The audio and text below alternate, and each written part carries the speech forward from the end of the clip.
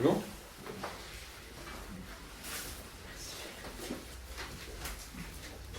Alors, vous voyez, je vais vous lire, verset 16. Jésus se rendit aussi à Nazareth, où il avait été élevé. Il entra dans la synagogue le jour du sabbat, comme il en avait l'habitude. Il se leva pour faire la lecture biblique, et on lui présenta le rouleau du prophète Ésaïe. En déroulant le parchemin, il trouva le passage où il est écrit « L'Esprit du Seigneur repose sur moi, parce qu'il m'a désigné par l'onction pour annoncer une bonne nouvelle aux pauvres. Il m'a envoyé pour proclamer aux captifs la libération. Il m'a envoyé pour proclamer aux aveugles le recouvrement de la vue, pour apporter la délivrance aux opprimés et pour proclamer une année de grâce accordée par le Seigneur. »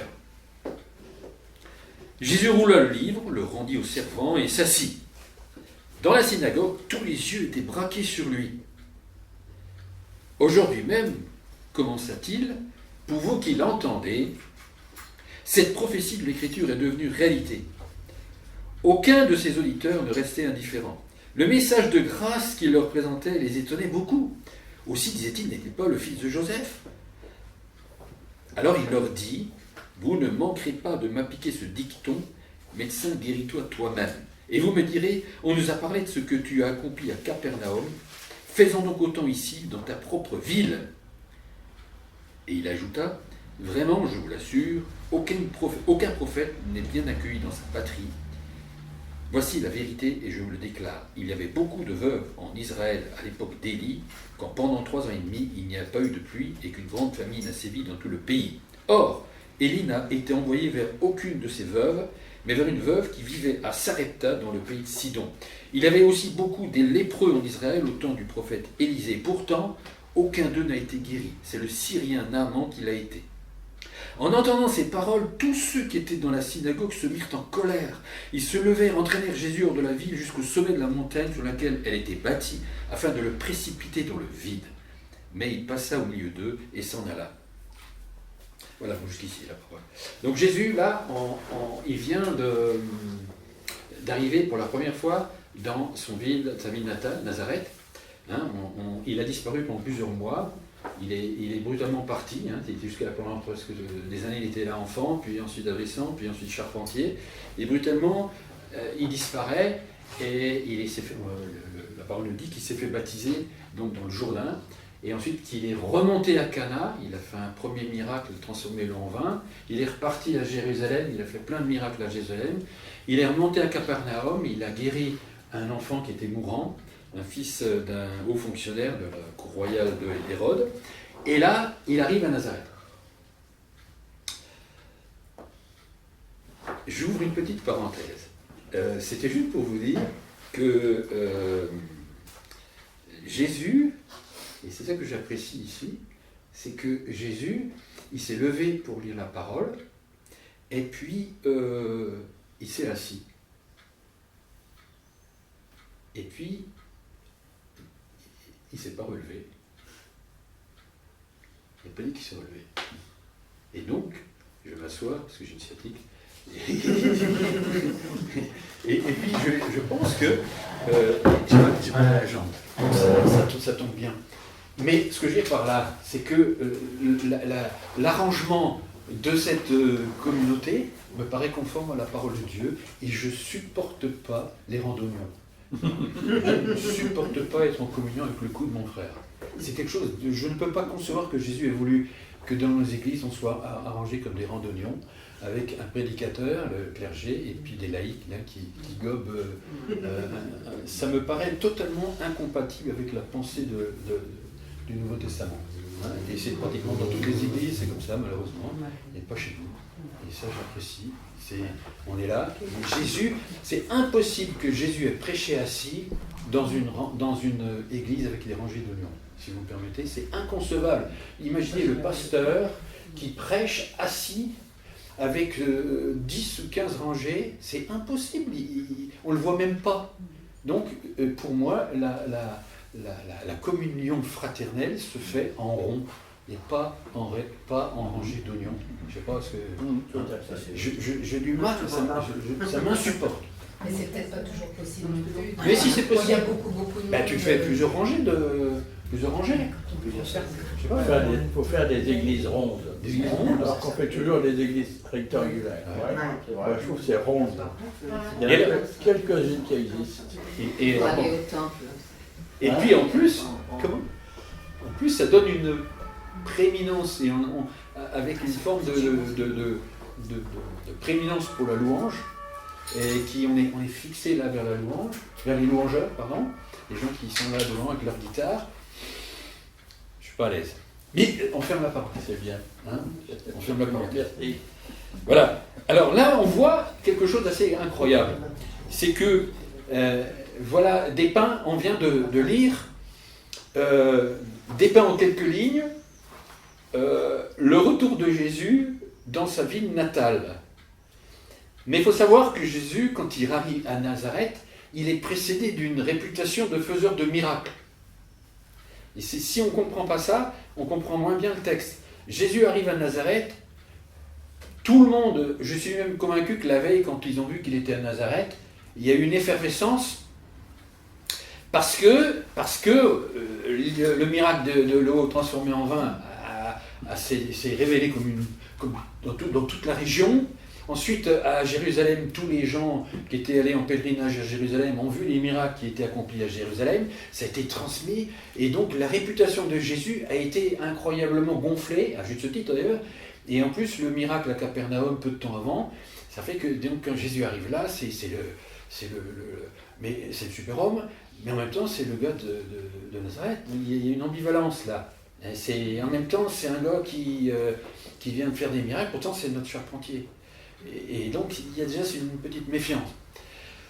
Donc, voilà comment Jésus arrive. Et qu'est-ce qu'il fait?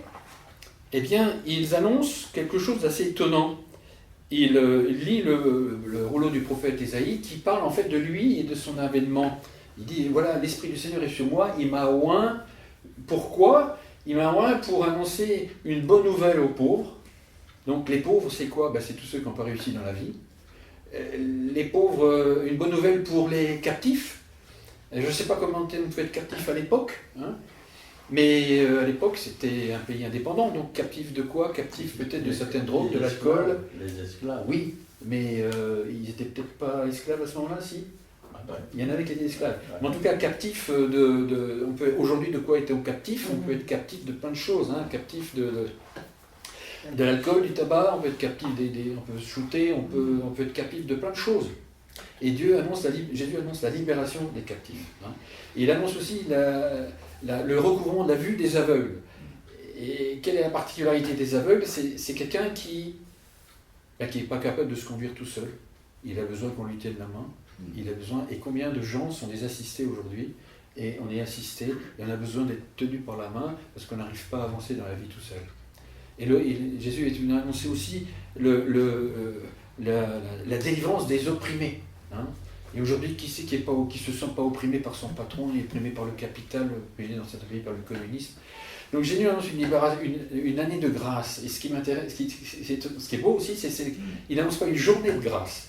Il annonce une année de grâce. Alors, on ne va pas développer ça parce que si on reviendra à ce que les Juifs avaient, c'est l'histoire du jubilé, tous les 50 ans, il y avait une libération. Hein. Tous les gens qui étaient esclaves hébreux étaient libérés. Tous ceux qui avaient perdu de l'argent, on leur restituait leur maison et leurs champs. Mais bon, Jésus annonce une année de grâce.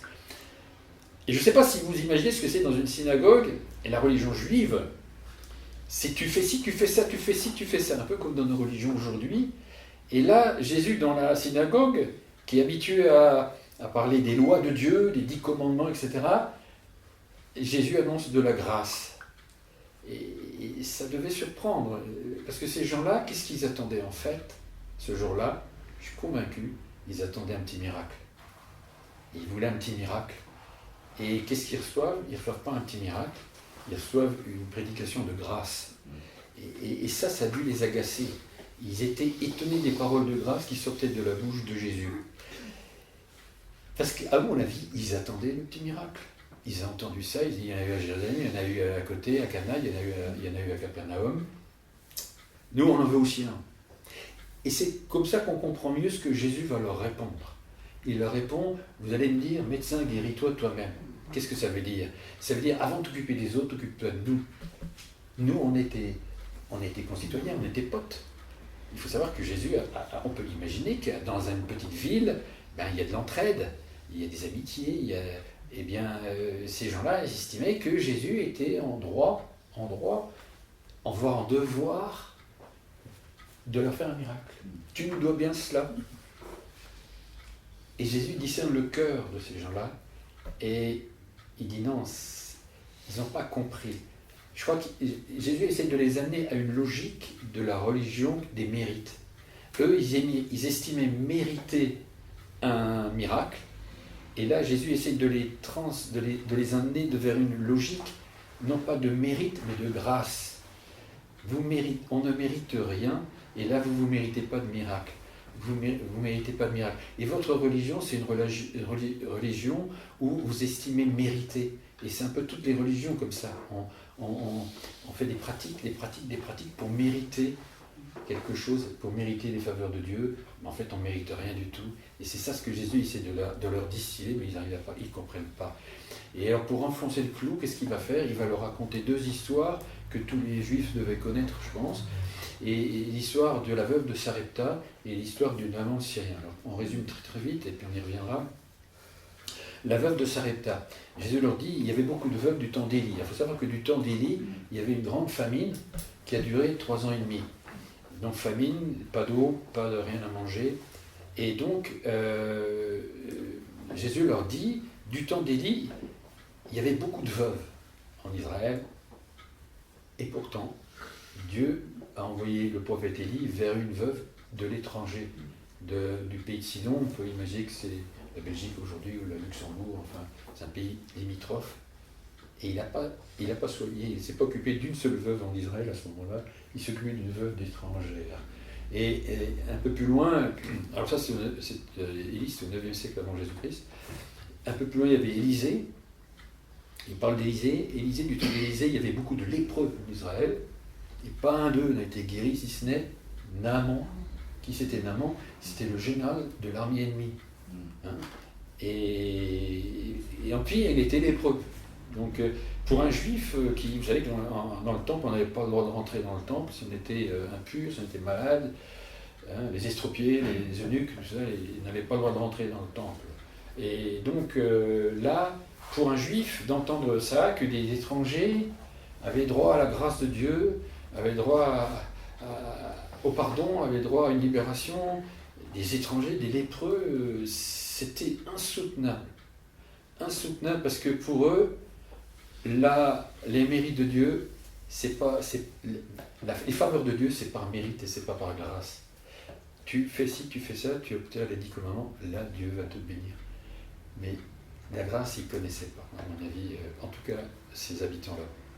Et Jésus, donc, il enfonce le clou, et qu'est-ce qui va se passer? On comprend mieux pourquoi, à ce moment-là, ils veulent se saisir de lui, parce que c'est intolérable.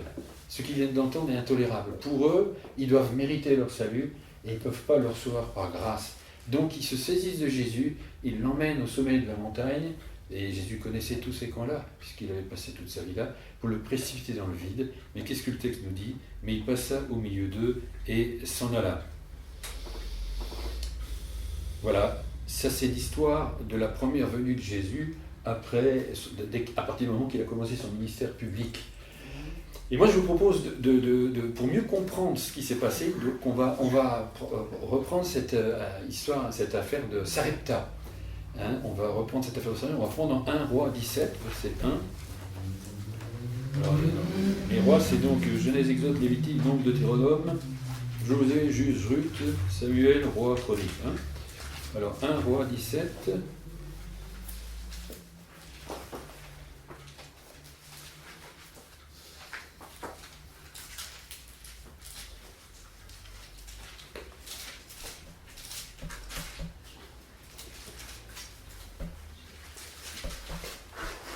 Un prophète nommé Élie, originaire du village de Tishbé en Galade, vint dire au roi Akab: aussi vrai que l'Éternel, le Dieu d'Israël que je sers, est vivant, il n'y aura ces prochaines années ni rosée ni pluie, sauf si je le demande. Bien, on va rester là juste pour le moment. Là, donc, ce qui se passe, Akab, si on peut lire un peu plus loin, 1 roi 21, je crois 25. 1 roi 21, 25. Si, vous allez voir, je vous le lis.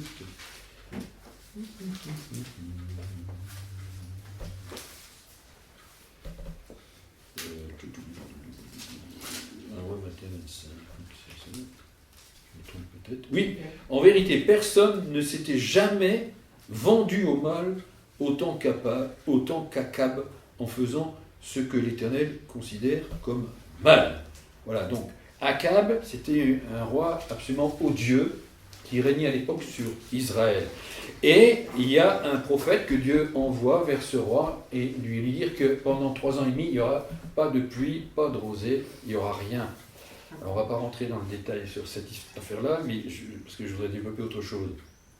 Donc, le roi Akab entend une sentence assez terrible, qu'il n'y aura pas d'eau pendant 3 ans et demi, pas de eau, ça veut dire la famine. Hein. Il faut savoir ça dans ces pays-là, s'il n'y a pas d'eau, il y a de la famine. Et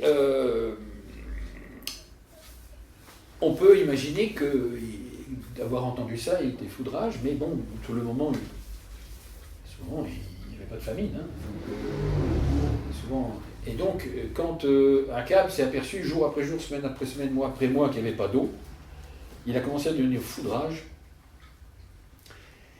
Et il a cherché par tous les moyens avec ses soldats à retrouver ce fameux prophète Élie pour le descendre, pour le tuer. Hein.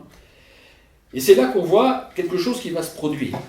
L'Éternel dit à Élie, après cela, quitte ce lieu, verset 3, 1 roi 17, quitte ce lieu, va vers l'est et cache-toi dans le ravin du torrent de Kirit, à l'est du Jourdain. L'eau du torrent te servira de boisson, et j'ai ordonné aux corbeaux de te nourrir là-bas. Alors, le torrent de Kirit, c'est un torrent, un affluent du Jourdain. Et Dieu, à un moment donné, quand il voit que sa tête est mise à prix, il envoie Élie, il dit va te cacher là.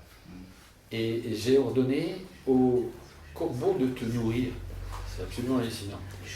Ça peut paraître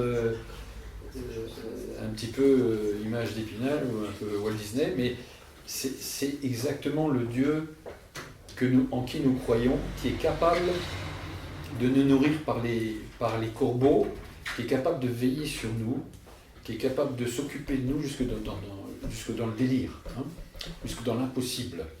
Et il est dit que matin et soir, les corbeaux apportaient du pain et de la viande. Donc déjà, c'est pour nous emmener dans une dimension de foi. Et c'est ça à quoi Dieu nous appelle, que notre foi soit une foi réelle, vivante, et qui est qu'on ait cette dimension de foi, de faire confiance à Dieu jusque dans le délire, dans la folie. Il y a une petite pensée qui m'est venue aussi quand j'ai vu ce prophète Élie qui était là dans, je dirais, Club Med presque, hein, torrent, l'eau, tout le... Mais on y reviendra. Mais ce que je voulais souvent souligner, c'est que Dieu a nourri directement Élie. Et ensuite, il l'a envoyé vers une veuve de Sarepta. Est-ce qu'il n'y aurait pas aussi une petite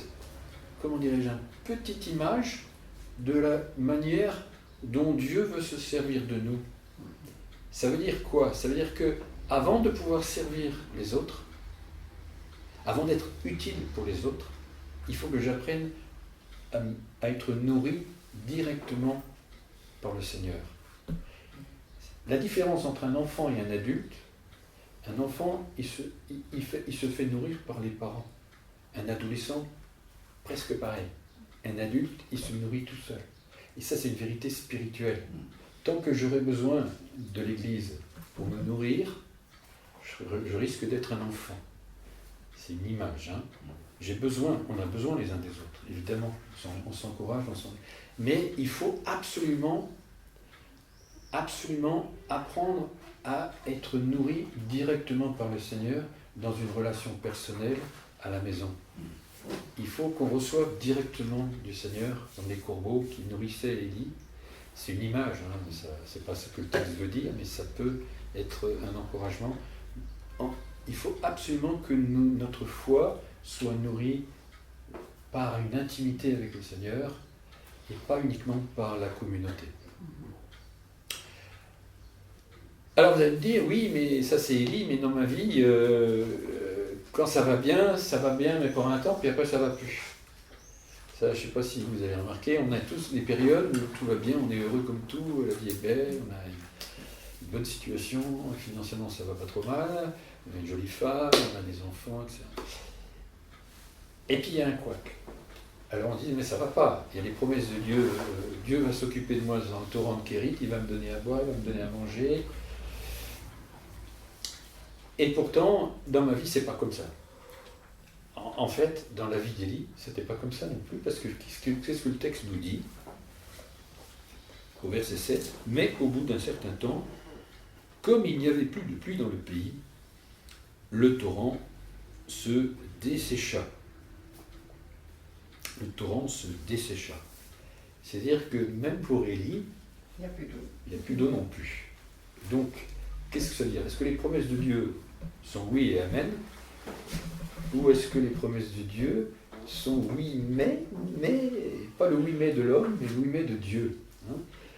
Le oui mais de Dieu, c'est-à-dire c'est oui, mais je veux t'emmener plus loin encore.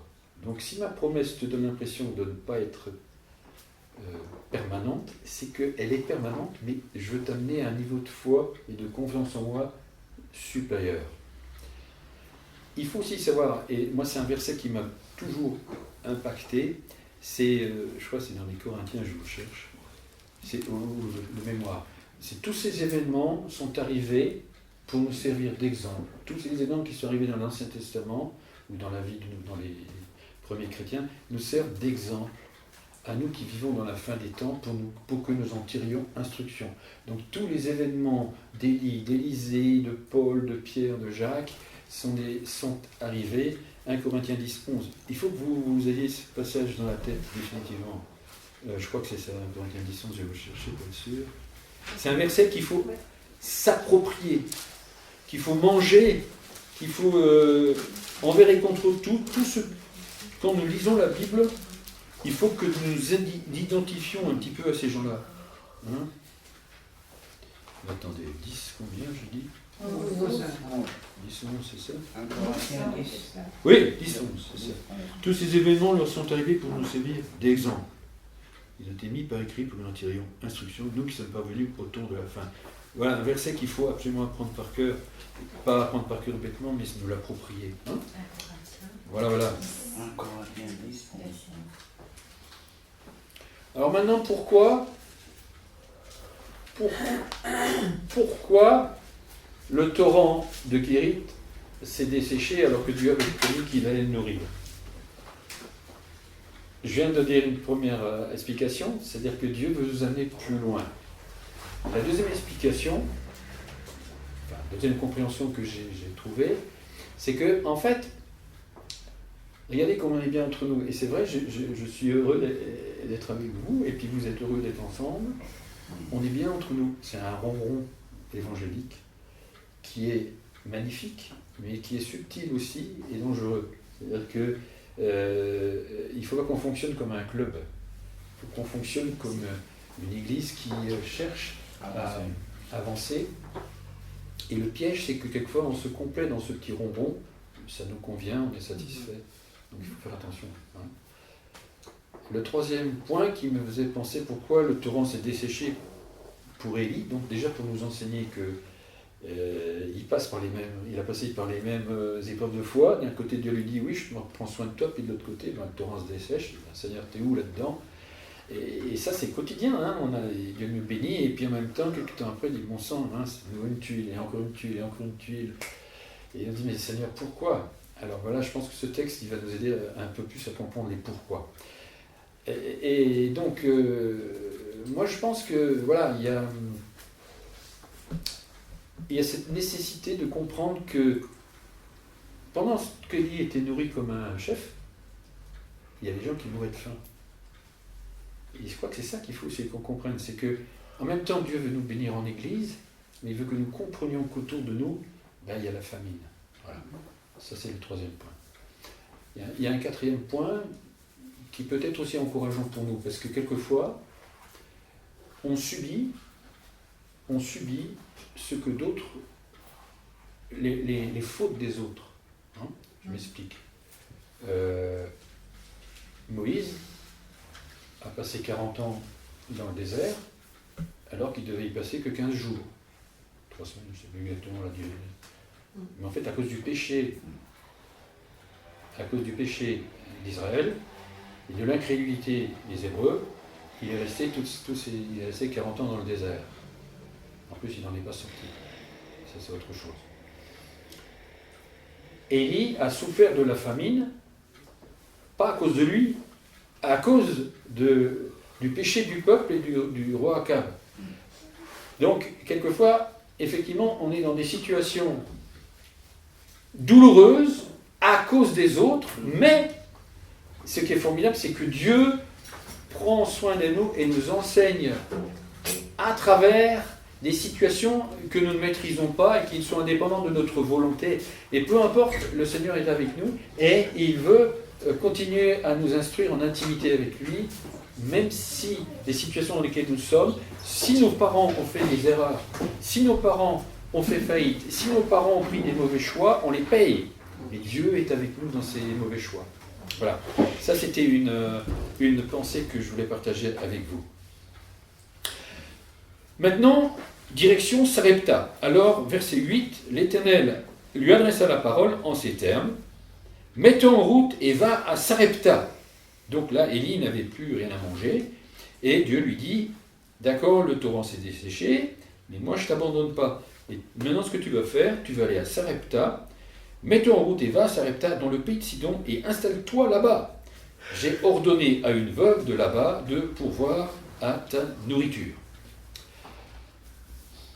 Alors, va à Sarepta. Et qu'est-ce qu'il est dit? Verset suivant. Élie se mit donc en route et se rendit à Sarepta. Lorsqu'il arriva à l'entrée de la ville, il aperçut une veuve qui ramassait du bois. Donc, Dieu dit à Élie, va à Sarepta. Et si on lit rapidement le texte, Élie va à Sarepta. Il obéit. Il obéit. Mais moi, je ne suis pas d'accord avec ça. C'est pas dur, c'est pas dit dans le texte, mais on peut supposer. Moi, je vais vous dire, si vous lisez ça en vitesse, mais si vous lisez ça et que vous prenez une règle graduée, vous prenez une carte et vous mesurez la distance entre le torrent de Kérit et Sarepta, et vous allez trouver un chiffre hallucinant de 120 km à vol d'oiseau. 120 km à vol d'oiseau. Moi j'étais Boy Scout, en marchant vite, 7 km/h. 120 divisé par 7, ça fait 17 heures, sans arrêter. À vol d'oiseau, vous ajoutez encore une heure ou deux, parce que c'est pas comme ça. Hein.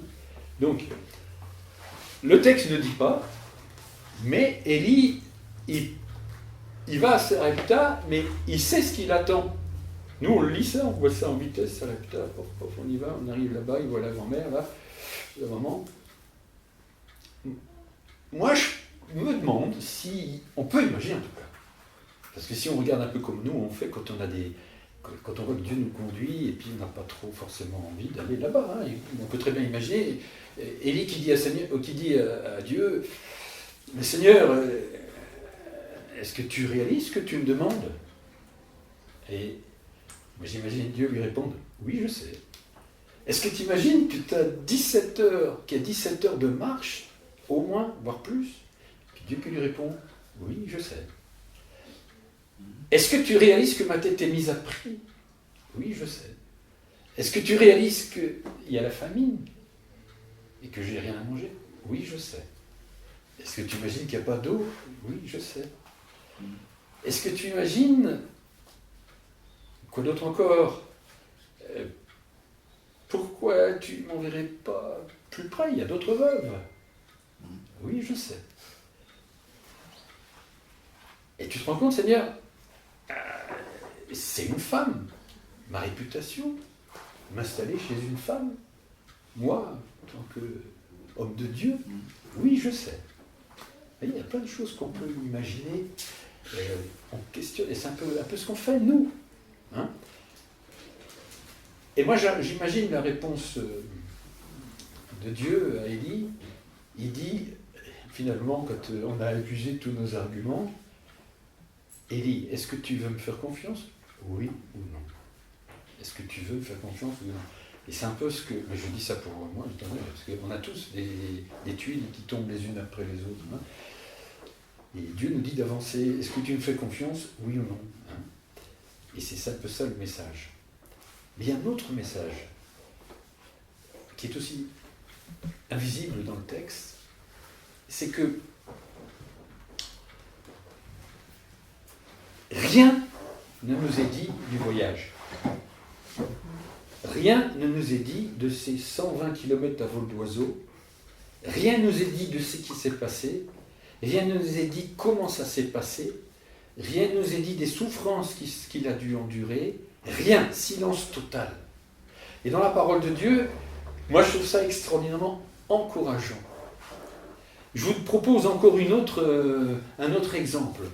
Je vais essayer de voir ça. Ne cherchez pas. Oui, c'est Moïse. Donc Moïse, vous le savez tous, il était prince d'Égypte jusqu'à 40 ans. À 40 ans, il a fait ce qu'il ne fallait pas. Et donc le pharaon a décidé de l'arrêter. Et Moïse a fui et il s'est trouvé dans le pays de Madian. Dans le pays de Madian, il a été accepté par un prêtre là-bas, Jéthro, qui lui a donné une femme, etc. Alors, donc Moïse fuit et, verset 21, Moïse accepta de s'établir chez cet homme qui lui donna sa fille Séphora en mariage. Bien. Verset suivant, le temps passa. Rien de particulier. Verset suivant du chapitre 3, verset 1, Moïse faisait paître les brebis de son beau-père, Jéthro. Tout d'un coup, il vit le buisson ardent. D'accord. Pourquoi je vous ai parlé de ça? Parce que, entre le jour où il est parti et le jour où le buisson ardent s'est révélé à lui, il y a eu 40 ans. 40 ans, résumés en 2 versets, avec aucun détail. 80 ans quand le buisson ardent a été révélé. Donc la veille du buisson ardent, il avait 80 ans. Il avait 80 ans le jour du buisson ardent, il avait 80 ans la veille. De 40 à 80 ans, un gâchis total, humain. Un non-sens. Et il est dit, Moïse faisait paître les troupeaux de qui? Pas de lui, de son beau-père. À 80 ans, il était encore un simple employé, il n'avait rien mis de côté. Il faisait paître les troupeaux de son beau-père. 40 ans, humainement parlant, de gâchis. 40 ans de silence de la parole. Il y a un silence total de 40 ans. Et moi, je trouve ça très encourageant. Comme l'histoire de ces 120 km, silence total, ça veut dire que dans nos vies, il y a des silences où on a l'impression que dans une biographie, il n'y a rien d'intéressant à mettre. On a l'impression que Dieu est presque absent. On ne le voit pas trop, il n'y a rien d'intéressant, notre vie est insipide, elle est plate, elle est pas, on n'a pas de sujet de se glorifier. Et moi je trouve que c'est bigrement encourageant de voir que des hommes de Dieu, eh bien, ils ont des silences dans leur vie qui ne sont pas mentionnés dans la parole. Et ça veut dire que, mais Dieu était là. Et Dieu conduit chacun, parfois silencieusement, parfois invisiblement, et on ne s'en rend pas compte, mais il est là, et il bénit, même sans qu'on s'en aperçoive, mais il nous accompagne. Donc ces silences, à mon avis, sont des silences magnifiques. Magnifiquement encourageants pour nous. Élie se mit donc en route et se rendit à Sarepta. Lorsqu'il arriva à l'entrée de la ville, il aperçut une veuve qui ramassait du bois. Je vous rappelle que Dieu avait dit à Moïse, « J'ai ordonné à une veuve de là-bas de pouvoir à ta nourriture. Ça veut dire que c'est pas je vais ordonner. Moi je trouve que c'est aussi, c'est que j'ai ordonné, c'est-à-dire qu'à l'avance, Dieu s'occupera de nous, il s'est déjà occupé de nous. D'une certaine manière, c'est un encouragement aussi d'avancer par la foi, parce qu'à l'avance, Dieu a préparé le chemin. Maintenant, mettons-nous à la place de cette veuve. On lit ça, et puis, pendant des années, j'ai lu ça sans imaginer. Cette veuve, on ne sait pas trop, le texte ne dit pas comment elle a eu cette révélation, qu'elle allait devoir s'occuper d'un homme d'Israël. Est-ce que c'était un rêve? Est-ce que c'était un songe? Est-ce que c'était une révélation? Est-ce que c'était une vision? Le texte ne nous le dit pas. Mais on peut imaginer que elle s'est posé la question si c'est un rêve, est-ce que c'est un rêve ou est-ce que c'est une réalité? Parce que quand on a des rêves, des fois on ne sait pas trop si c'est du vrai ou du pas. Hein.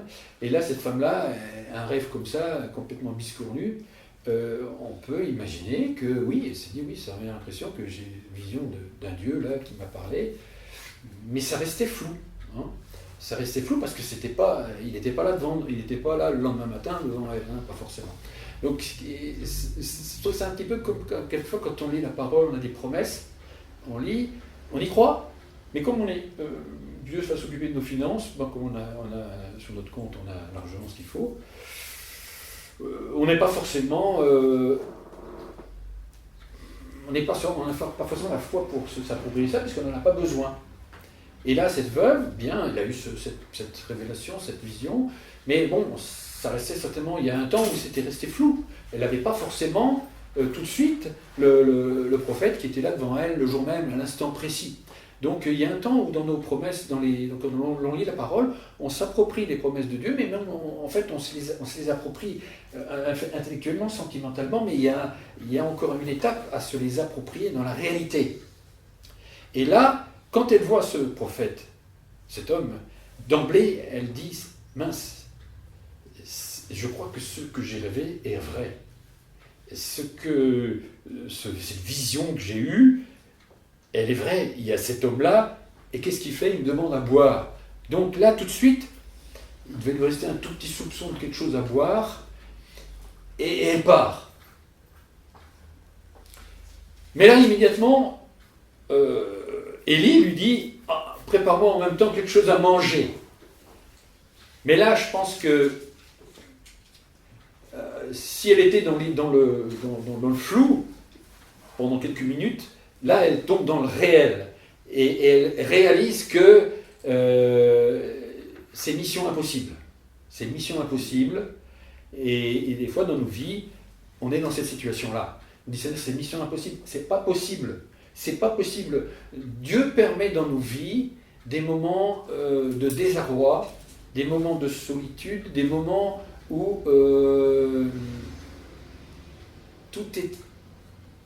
n'y a pas d'avenir possible. Il n'y a pas d'avenir possible. C'est, comment dirais-je, c'est quasi impossible que la situation s'améliore. Voilà. Et là, cette femme, elle crie son désarroi à Dieu, à Élie. On ne sait pas si c'est de la révolte ou si c'est de la détresse, mais elle dit « Je n'ai rien, je n'ai plus rien, je n'ai plus rien, juste un petit quelque chose qui me permet de vivre pour moi et mon fils encore une journée, grosso modo. » On peut aussi imaginer que cette femme-là a dit à Élie « Trop tard, tu serais venu il y a une semaine, j'aurais peut-être pu t'aider, mais là aujourd'hui c'est impossible, c'est une mission impossible. » Et nous on est souvent comme ça, on dit « Si seulement il n'y avait pas eu ceci ou cela, j'aurais pu trouver une solution. » Et dans notre foi, c'est quelquefois comme ça, on dit « Ouais, s'il n'y avait pas eu cet événement-là, oui, ça aurait marché, mais là ça ne marche pas. » Et c'est bon, on est comme ça, Dieu permet des situations sans issue. Blocage total, jusqu'à envisager même la mort. Je ne sais pas si ça vous est déjà arrivé, mais des fois, moi je me souviens d'une de mes opérations, je souffrais la nuit et j'ai dit Seigneur, j'ai l'impression qu'il y a une complication. J'ai plus la force de vivre et de subir une deuxième. Si on m'ouvre demain matin encore une fois, j'ai plus la force. On a l'impression qu'on est prêt à lâcher prise, mais lâcher prise jusqu'à la mort. Hein. Pas lâcher prise spirituellement, lâcher prise parce qu'on n'a plus la force de vivre. Et c'est pour ça qu'il y a des fois qu'ils sont prêts à aller jusqu'au suicide parce qu'ils n'en peuvent plus. Hein. Et cette femme, elle a dit voilà, il me reste ça, c'est demain, et ensuite c'est la mort. Elle le dit. Donc le prophète se trouve face à une situation d'une femme qui n'a plus rien, alors que Dieu lui a ordonné de donner à manger à ce prophète. On pourrait encore imaginer autre chose, ce n'est pas dans le texte, mais on peut l'imaginer, que cette femme, dans un sursaut de foi, dise à Élie, écoute, Élie, on n'a plus que 2 micro-repas, pour moi, pour mon fils, moi je suis prêt à mourir et à te donner ma part, mais ma progéniture, jamais. Hein, ça c'est humain. On est prêt jusqu'à la folie de la foi, mais pas jusqu'à sacrifier notre propre fils pour Dieu. Hein. C'est l'image tout ça. C'est l'image. Mais Élie dit à cette femme à ce moment-là, sois tranquille, fais ce que tu as à faire. Fais ce que tu fais. Comment il l'a dit? Fais comme tu as dit. Fais comme tu as dit. Hein. Verset 13. Élie reprit cette femme. Oui, parce que je ne vous ai pas lu, mais donc la femme dit, aussi vrai que l'Éternel ton Dieu est vivant, je n'ai pas le moindre morceau de pain chez moi. Il me reste tout juste une poignée de farine dans un pot et un peu d'huile dans une jarre. J'étais en train de ramasser 2 bouts de bois. Je vais rentrer et préparer ce qui me reste pour moi et pour mon fils. Quand nous l'aurons mangé, nous n'aurons plus qu'à attendre la mort. Donc, elle envisageait la mort, clairement. Hein. Élie reprit, sois sans crainte, rentre, fais ce que tu as dit. Seulement, prépare-moi d'abord avec ce que tu as, une petite miche de pain et apporte-la moi. Moi, j'aime énormément cette phrase, sois sans crainte, rentre, fais ce que tu as dit. Ce que Dieu nous demande, c'est de continuer à vivre, c'est l'image aussi, continue à vivre comme tu faisais avant, avec une petite différence. Mets d'abord Dieu devant. Mets d'abord Dieu devant dans ta vie. Continue à faire. Hein. Sois sans crainte, rentre, fais ce que tu as dit, prépare à manger pour ton fils, mais mets-moi d'abord devant. Et dans la vie, c'est exactement ce que Dieu nous invite à faire au travers de cette image. Faisons ce que nous sommes en train de faire aujourd'hui ou hier, mais mettons Dieu devant dorénavant. À compter de ce jour, je vais mettre Dieu devant. Comment? Et tu recevras au centuple. Voilà. Hein. Donc, qu'est-ce qu'elle va faire, cette femme? Et je crois que c'est dans nos vies un peu ce moment-là qui peut être crucial. Est-ce qu'elle va basculer dans la folie de faire confiance à Dieu? Ou est-ce qu'elle ne va pas basculer? Parce que c'est là le moment crucial. Est-ce qu'elle va basculer en faisant ce qu'Élie lui a demandé, c'est-à-dire préparer à manger pour Élie et pas pour elle? Ou est-ce qu'elle va dire non, c'est trop me demander et je lâche? Et c'est ça ce qui fait que souvent dans nos vies, on a des choix à faire qui peuvent tout basculer, notre vie, notre devenir, et celui de notre famille, parce que là, en fait, son choix, elle a décidé de préparer à manger à Élie, et en fait, elle a sauvé sa famille. Et souvent, c'est la déchéance dans nos familles parce qu'on n'a pas fait les bons choix. Hein. Mais c'est jamais trop tard. Hein. On a dit tout à l'heure que c'est une année de grâce.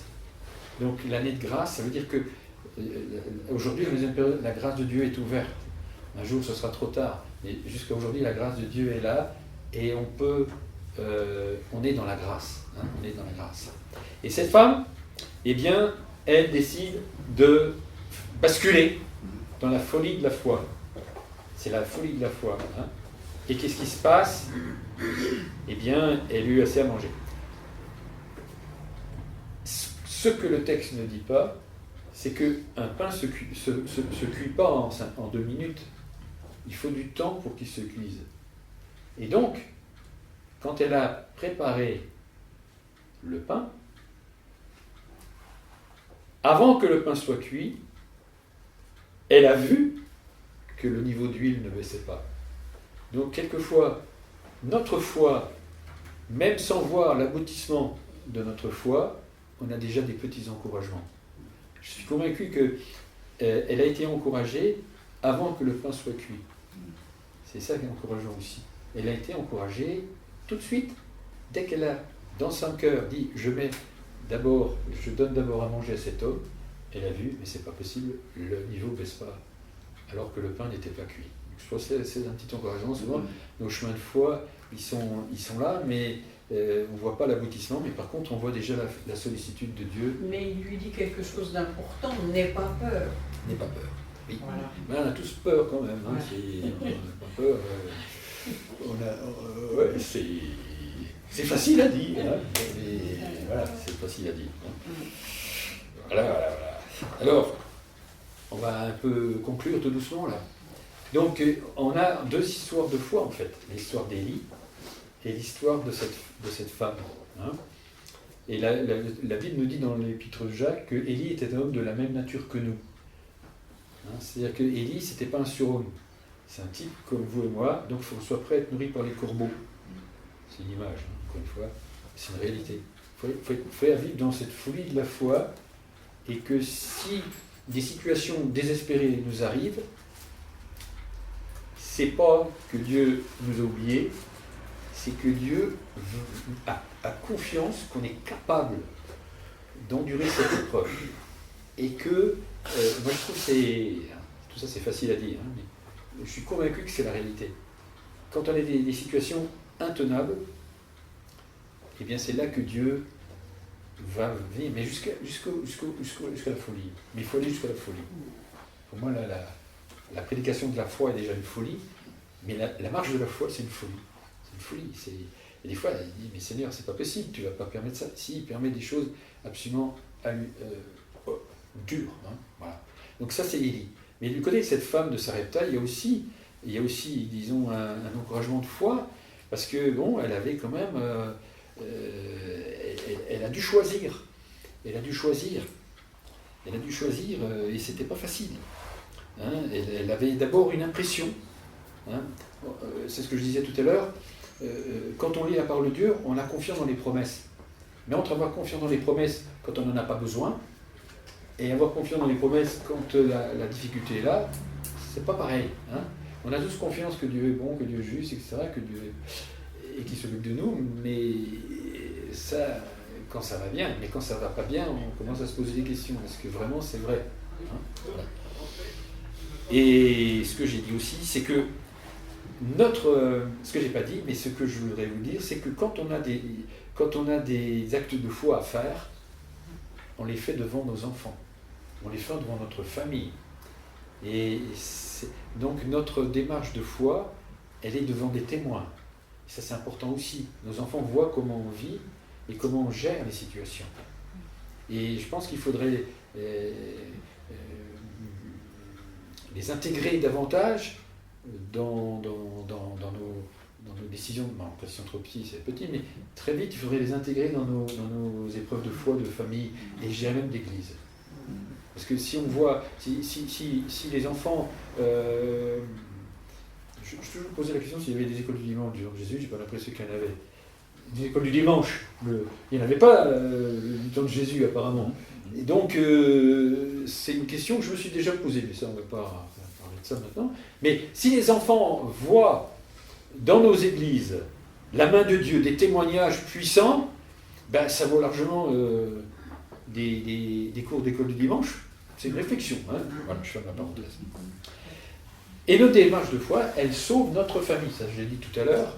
Donc cette démarche de foi de cette femme de Sarepta, eh bien, elle a sauvé sa famille. Voilà. Une dernière chose que je voulais partager, c'est que il est question à un moment donné, n'est-il pas le fils de Joseph? C'est-à-dire que ça veut dire, souvent, on a tendance à nous voir comme on veut nous voir. C'est-à-dire, moi j'ai souvenance que mon épouse, elle n'est plus là, non? Non, il n'est plus là, c'est moi. Elle a fui. Il est là. Un jour, ouais, je suis marié maintenant depuis bientôt 10 ans, j'entends quelque chose d'un de ses frères, que ma femme était ceci, cela. Et je dis, sur d'où celui-là? Il ne connaît pas ma femme. Il connaissait ma femme il y a 20 ou 30 ans. Ma femme a changé. On met les gens dans des moules. On met les gens dans des moules et ça nous arrange. Hein, surtout quand ils ont des défauts.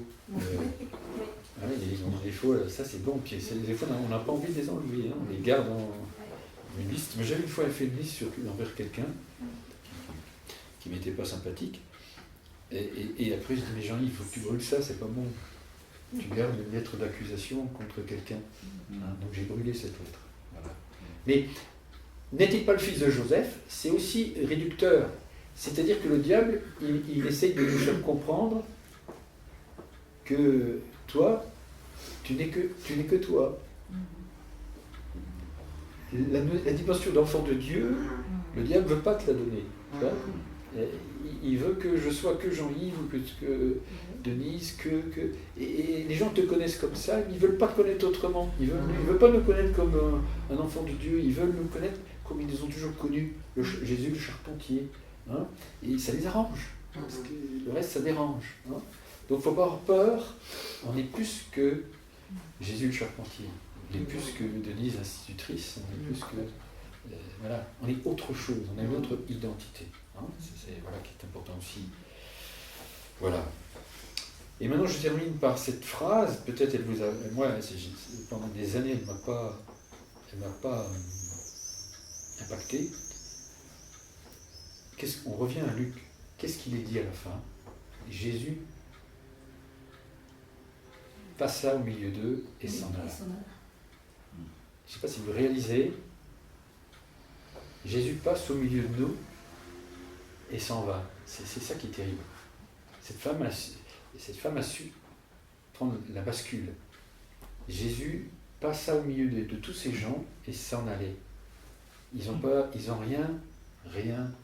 rien compris. Ils ont tout gâché. Il y avait cette opportunité que Jésus passe au milieu de nous aujourd'hui, ce matin. Est-ce qu'on va le saisir? Seigneur, reste avec moi et transforme ma vie. Hein.